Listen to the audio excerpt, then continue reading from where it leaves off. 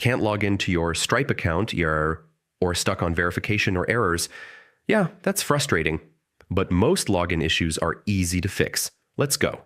First, double-check your login details. Make sure there are no typos and caps lock isn't on. If you're not sure, just reset your password. Follow the reset link and create a new one. If you're stuck after login, it might be two-factor authentication. Enter the correct code from your phone or backup codes using a VPN. That can block login attempts. Turn it off and try again. Stripe may flag unusual locations. Next, clear your browser cache. Old data can cause login errors or loading issues. Still not working? Switch browsers or devices. This helps rule out compatibility problems. If you still can't log in, your account might be restricted. This can happen due to security checks or unusual activity. Last step, contact support if nothing works.